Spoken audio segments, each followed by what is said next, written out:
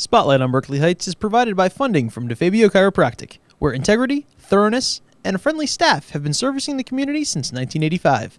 DeFabio Chiropractic is where an accurate diagnosis leads to rapid pain relief and better function. Located on Springfield Avenue in Berkeley Heights, it's the natural choice for your healthcare needs.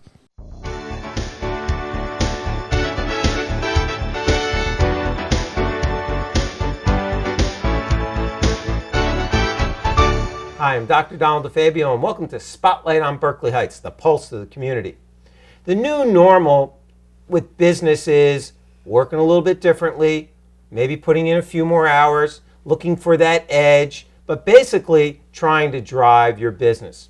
Well, that's what it's going to be about today, how Berkeley Heights has a business organization that's helping to drive business, which is going to help the community and everybody. It's all about driving business as a business, and we're going to start to talking with Hal Dorme from the Rotary Club, which is actually a service club. Yes, it is. But a service club that has a business affiliation, correct, Hal? Absolutely. Most of the people who are members are in business in Berkeley Heights itself. That's the whole idea.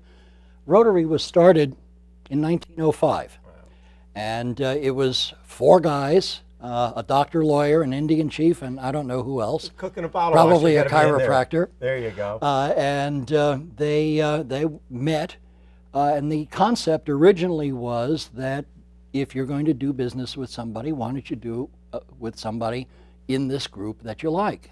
And Rotary came about because they rotated offices every time they met, and that became the name. This started in Chicago. But it changed. In about 2 years, the mayor of Chicago at the time said, hey folks, we need some help. State Street is a very busy street. And we've got horses going up and down it, we've got pedestrians going up and down it, and we're building shops left and right, and we need an outhouse on State Street. Would you put up the money and build it? And that's how Rotary became a service club.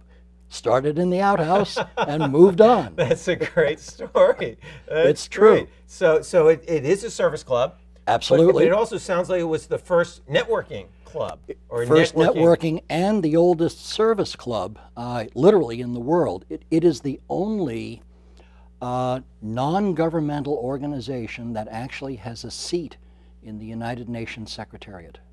Really? Yes. That's cool. And that's because of the worldwide, let's back up. Okay. You have a business in town. Mm-hmm. You like to do good for the people of your town and beyond. A lot of the things you do yourself. Sure. Suppose there were 1 million more people just like you around the world, changing lives one person at a time. You'd call that a service organization, and that's what Rotary is, but it's all based on individual clubs in individual towns. There's one in Berkeley Heights, Watchung Warren, Summit New Providence, and the list, Fanwood Scotch Plains, and it goes on and on. There are 33,000 Rotary clubs around the world, and it's all done at a local basis and outreach. From there, it's done via club connectivity. The tsunami a couple of years ago in the Pacific Rim. A lot of Rotary clubs around here donated money to not immediate relief, but follow-on relief in the disaster area. Now here's the interesting thing. You give $1. How much of that dollar actually reaches the people? That's the $1 million question when you're using the charities. 100 pennies of that dollar. Great. Because we're all volunteers. There's no administrative fee. And if there is, like a wire transfer fee, the Rotary Club that's sending the money pays for it. Mm-hmm. So literally every penny got right to where it should be. I could see why you're in the United Nations. That's great. It's powerful. It's also really sort of good to know that. I mean, when you're a member or when you're donating, you know that the money is put to use. It's not paying, some salary somewhere. Some corner office somewhere. And that's a huge thing to know. Sure, that's excellent. Now, we got a lot to go over tonight because it is a show about business and how the Rotary not only can help businesses in town, but I want to use your knowledge as a marketer and your career in marketing to help share some of those tips you've garnered over the years. Sure. But before we go to that, let's just touch a little bit on what does the Rotary do locally? Because I know you're real active here in town. What are some of the local charities that the Berkeley Heights Rotary gives back to?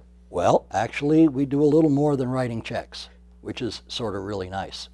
Although we do that too. The Berkeley Heights Educational Foundation. Okay, great. We've supported that with a check. The public library, same thing. The carpeting that's in there, we couldn't carpet all of it, but we did about 2/3 of the new carpet on the first floor We'll take that. at That's the great. library. That's The great. YMCA, we support the Y. Nice. And the list goes on. Boy Scout troops, Cub Scout packs, we support and sponsor them. Very nice. We sponsor an Interact club over at Governor Livingston High School. This is like 130 students involved in a service club. Ask the girls why they're members and they'll tell you they want to give back to their community, they want to do something, and by the way, it'll look good on the resume. Ask the boys why they're members and they'll say, because it looks good on their resume and there's girls. Yeah. All right, that works. It works, you know. So that's perfect. So that's great. So very active in the town. Absolutely. And nice. And some other things too. Every third grader gets a student dictionary. Okay. No cost to them. Every third grader in town. Nice. Every sixth grader, we hand to them personally a thesaurus, Wow. which I can barely pronounce, but they love it.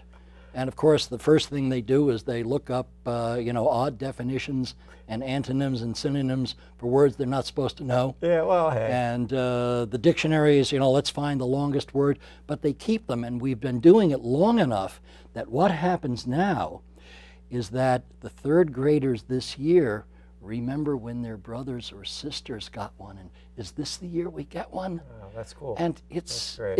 it's a groundswell of anticipation and happiness, and what a joy it is to go and do that. Anybody can sit home and write a check. Exactly. But when it's you're out involved. there and you see the look in this kid's eyes, Isn't that nice? it's like, there's your paycheck. Yeah, yeah. No, I agree. That's what it's all about. So let's talk a little bit about the concept of the shopping local. Why is that an important concept? Let's segue a little bit to the focus of the show here. Well, we can look like the deserted village if we want to, or we can be a vibrant downtown. It takes the local town council, the various commissions, it takes the Chamber of Commerce, and it takes local business people all sharing the same vision. Once you have that, a downtown is possible. Until that happens, it's going to be sort of scattershot, hit or miss. But the key thing, from my viewpoint, and I'm what's called a fact-based consultant. I don't just wing it. People get paid a lot for doing that. I get paid a lot less for doing what I do, which is get the facts first. Now, that may be by observation, or doing a survey, or a series of focus groups, or frankly, just walking around the store, if you will. But in my 16 years here in town, one of the things I've noticed is that everybody drives everywhere. We have a shopping route that we follow. Well, we'll go to this store in this strip center, and then we'll drive across the street to that store in that strip center. And so, yes, we have sort of a downtown, but it's not a Westfield downtown, or Summit downtown, or even Fanwood Scotch Plains downtown. It's different.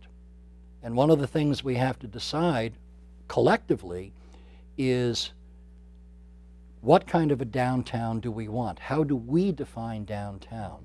And once we have that, then we can move toward that goal. Got it. Boy, so that sounds like a throwdown to some people who are hopefully watching, like the township committee and the businesses in town. Well, that's the way it happens. And there's another one I missed, and that is the landlords. Sure. Who are the people that own the buildings? And do they want to make a killing on the rent for 8 months and the business is gone? Or do they want to help the business survive and all of a sudden it's a long-term relationship? Sure. And those are conscious decisions that you can make. And everybody will make their own decision, and it'll be right for them. But if you take a look at what's the vision, you may make a different decision from where you started. Well, I think we got a nice foundation of where the Rotary started. We have an idea of what it might take to make Berkeley Heights a little stronger downtown area. We're going to take a short break, and then we'll come back. Let's talk about some tips some of the businesses in town can use to help drive some traffic. All right. To sell a few more trinkets, widgets, pens, or whatever they have. All right. Al Dorme is my consultant tonight. I'm Dr. Donald DeFabio, and we'll be right back. Humans may have been sitting since the caveman days, but apparently we're now overdoing something that's giving many of us chronic lower back pain. What? Driving. According to experts, millions of Americans experience the most common form of back pain, muscle tension, the result of drivers remaining in a static position while maintaining a heightened sense of awareness. The Foundation for Chiropractic Progress explains that driving requires constant alertness and tension, which can itself create the scenario for muscular pain. Extended periods of sitting can cause added pressure to the lumbar spine and compress surrounding soft tissue. Doctors of chiropractic are trained to improve structural positioning and can offer preventive expert advice. First, sit closer to the pedals, avoiding full leg extension, and keep arms bent slightly in the 10 and 2 position on the wheel. Second, never place bulky items in your back pocket. Third, break up long journeys into no more than 2-hour segments. And finally, place a pillow in the small of your back to improve posture. Learn more at 2 chiropractic.com. Welcome back to the show. Well, now, Hal, let's talk about some marketing tips. Okay. Everybody's into the internet. Everybody's into getting on their iPhone 5 and 4G, 3G, and is that the way to go? Is that the way to get your word out and get your presence known? It's one of the ways, but it's not the only way. We've got to go back in time again. You go back to about 40 years ago when Marshall McLuhan of McGill University wrote a major text. It was really a seminal work on, it was titled "The Medium is the Message." Oh, wow. And he talked about passive versus active media. At the time, he talked about television as being a passive media. And that's easy to picture. Passive means, and you don't change the channel, it's just sort of there, or maybe you click the remote now. Remotes didn't exist when he wrote the book. I was the remote. Radio, on the other hand, was considered an active medium because you had to pay attention. You had to actually listen. This is more than just background stuff in the car or in the elevator. Active media were newspapers. Passive media were magazine ads. One of the reasons why is that there's no call to action. So, yes, have a website. Good idea. Everybody should have a website. You know, my grandson has a website. That's like your business card today. Yes, it started out with where's your business card. Now it's what's your URL. You know, it used to be, do you have a fax? Then what's your fax number? Then it became, do you have email? To what's your email address? And the same thing is happening with websites. It's been going on. I was designing websites 20 years ago. It's a scary thought. But if the website is just a page that's sort of brag and boast, and here's our storefront, or here's our office building, or whatever, it goes in the passive category. It's nice to look at, and I'll visit it once. Do I ever need to see it again? Probably not. But make it interactive. Give me something to do. Give me an opportunity so that the eyeballs do more than just go into a glazed over sort of wash of your front page. There are no click-throughs. Give me something to click through to. Let me make a purchase. Let me make an appointment. Give me, the viewer of your website, some way to interact with you. And what this does is this breaks down the pull and tug between high touch on the one hand and high tech on the other. You can go into a local supermarket here and never make contact with a human being. Isn't that true? And do all of your purchases. There are handheld scanners, there are touchpad checkout booths, there are scales where you can weigh your produce and whatever. yeah. You can even go to the deli and never talk to the deli people because there's a touchpad for placing your order. They'll announce it. You go pick it up. It's in a little cubby hole. So you can go in and out of that store with leprosy and no one will ever know. Pardon the expression, Yeah. but there is no human contact if you choose that. Well, fine if you're a multi-million-dollar chain store. Mm-hmm. But is that what a local business person or professional or merchant or store owner wants? It's not what I want. I know that personally. That bugs the pants off of me. All right. How would you like to walk into a store and it's sort of like the Cheers theme? Everybody knows your name. Yeah. All right? Makes sense. You walk in, hi, Dr. Don. Good to see you again. All right? What can I get for you this time? Or do you know what you're looking for? Anything. Yeah, that But interaction. to let you know that I know who you are. Yeah. Even if it's just a nod and a wave. Mm-hmm. I'll tell you personally, I'm letting secrets out. When I go through Stop and Shop, which is the store I was referring to, and I'm not going to the automatic checkout, I go to Nadine. Oh, yeah. Nadine's Yes, great. because Nadine knows who I am, and we actually have a Little conversation. conversation. How are you today? Nice to Yes. see you. Yeah. Exactly. Yeah. And how are things going over at Church of the Little Flower? Because she's pretty involved there, and so is the Rotary Club. We contribute to their fund drive every year. And once she learned that, I mean, we became best buds. Yeah. Yeah. But that's what it's all about. Now, I don't need a new best friend, but a best bud is just fine. Yeah. And if that's the sense I'm getting from people like Nadine, the people in your office, quite honestly, Thank you. Ziggy at the post office, Yeah. Right. Exactly. he knows who you are. And I remember that early on in my career in banking. I could tell the good tellers, and this was before the queuing system, because the good tellers had a line of people, even though they could have gone elsewhere to other tellers, they're lined up to go to this one person because he or she treats them like a human being. They know the business of the person coming up to the window. They know that this is a merchant across the street who needs a lot of small bills when he cashes a check. They know that somebody else is going to need small change because it's a laundromat, or they're bringing buckets of small change and they want large bills.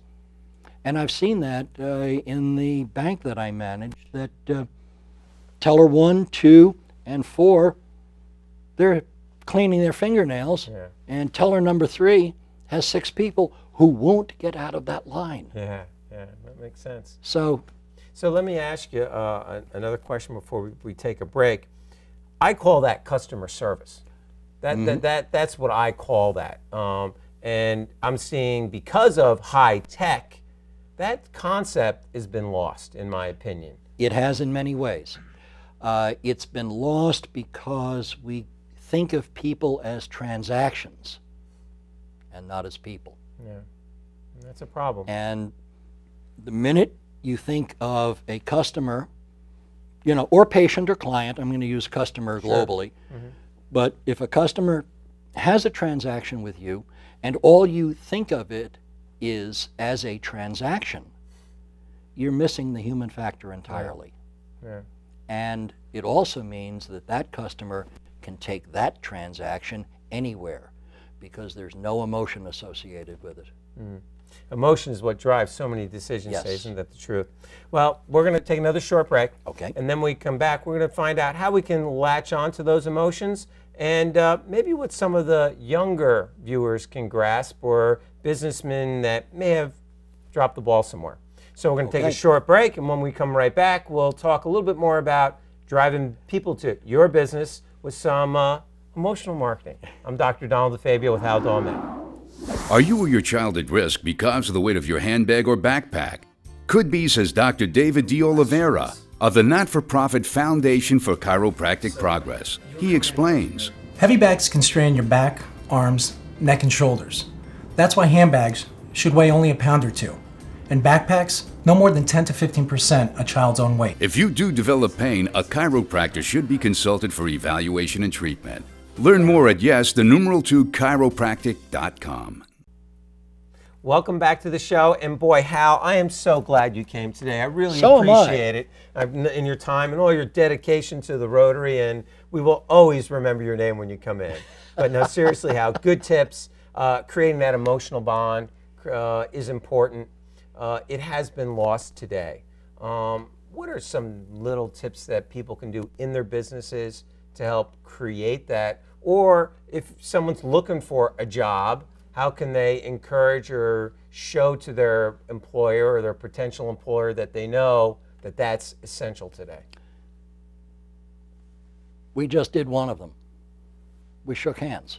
Nice dead fish? Right. Dead fish handshakes? Absolutely not. Nice. And the web has to touch. Oh, really? Male or female, but especially with men, the web has to touch. Really? Yeah.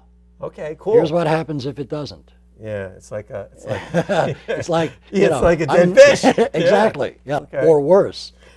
But there are a couple of other things too. If you're interviewing for a job that has anything to do with the public, and the public starts with the person you're interviewing with, the one thing you can do that will set you apart from every other candidate is shine your shoes. It's as simple as that. Yeah. Oh, but that's such a little thing. Yes. Oh, my father used but to it's tell noticed. me that. Yeah, when your shoes are shined, everything else is going to be. And it does make a difference. There were shoe businesses, there are shoe chains that began based on a male habit. Whenever a guy got a promotion or a new job, he bought himself a pair of shoes to celebrate. That's how he did it. Yeah, he took the wife out to dinner, no question about that. He bought himself a pair of shoes. That was the sign of success. It still means something today. As simple as shine your shoes.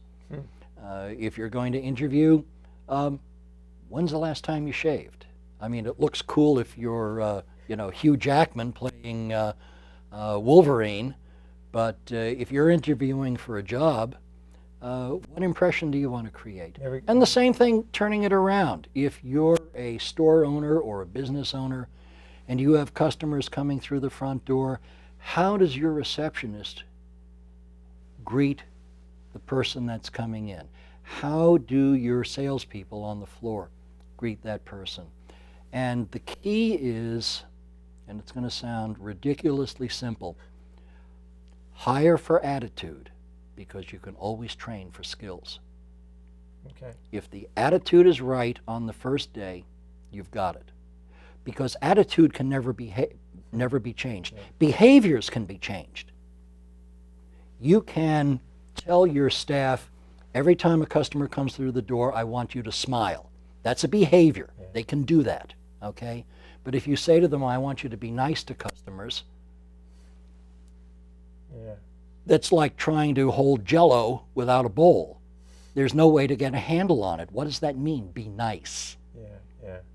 So behaviors can be taught. I worked with a group of, actually there were 16 telephone company service centers. This was a company based in the Midwest. Hundreds of customer service representatives, CSRs. And one of the things we did was we installed little mirrors right above their computer screens so they could see themselves smiling before they took the next call.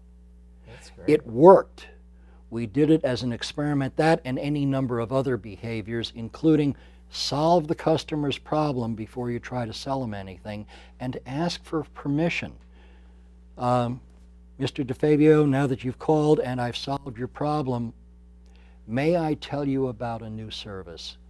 And the behavior went this far. If you said, no, I don't have the time, I said, thank you very much, and hung up. But if you gave me permission, then I would talk about it. Two things happened with this one experimental call center. Their customer satisfaction scores literally in 30 days went through the roof and were highest of all 17. And they went from being in the red to being in the black. There you go. Because once the customer was satisfied and had given permission, the door was open and sales occurred. You get that dialogue going. They rolled this out to all 17, and the consequence was I lost a client. They immediately became so profitable that somebody that bigger than them bought them. There you go. Well, that's But it okay. happens. Yeah. But think about it, even when you take your car in for service, you know, you want your tires rotated, and the guy or gal behind the desk says, oh, listen, while we're rotating them, we can also do this special, and we've got this. Well, you don't know anything about me or the quality of my work. Yeah. Let me do what you asked me to do first, and then let me tell you about what else I That's can a do great for one. I you. like that. Yeah. It's a simple I like that. two-step process. You know, a lot of these things 1, are 2, not 2, 1. exactly, exactly. A lot of these things are pretty straightforward, though, aren't they? Absolutely. You know, it's really not necessarily, even though it might be high tech, it doesn't have to be very complicated to get these things done. Making the website interactive, showing that personal concern, creating that bond, that emotional contact. Yeah. I'm a marketing and sales guy. I'm not a rocket scientist. And what I've discovered industry after industry is pay attention to the basics. Which are? Pay attention to the stuff you grew up liking and repeat it. There you go. So it makes sense. Hal Daume from the Rotary, thanks for your information today. Information about the Rotary. Yes, Oh, how can they get in touch with the Rotary? very easy. Come to the Chimney Rock Inn on either the 2nd or the 4th Wednesday for lunch. That's when we are there. Well, what do you do the in-between weeks? Well, the in-between weeks, we either have an after-hours small social gathering, or, and in the other in-between week, we're out doing a service project of some kind. go, It giving might back. be, you know, the town cleanup in September. It might be making sandwiches at a soup kitchen somewhere. It might be folding clothes for Bridges in Summit that they provide to, you know, they take into New York and give to the homeless. We're out doing something with our sleeves rolled up Nice, nice. once a month. Giving your money and also giving your time. Can't beat that. You know, and thank you for your time today. I guess we want to remember to keep it simple. Yes. Create that emotional contact. Be interactive, either personally or electronically, shall we say, high tech. Yes. You need that interaction. And yeah, it's like cheers. Everybody's got to know your names. Yeah, You know? that's it. All right, again, Hal Daume, thank you very much for your time. We appreciate it. My Thank pleasure. you very much for coming tonight and also having the Rotary support the town. I'm Dr. Donald DeFabio. Thanks for watching this edition of Spotlight on Berkeley Heights. We look forward to hearing from you soon. Have a great night.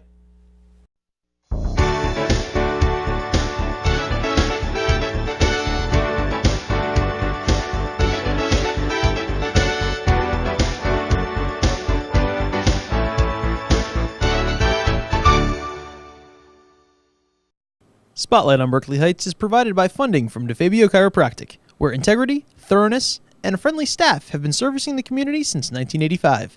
DeFabio Chiropractic is where an accurate diagnosis leads to rapid pain relief and better function. Located on Springfield Avenue in Berkeley Heights, it's the natural choice for your healthcare needs.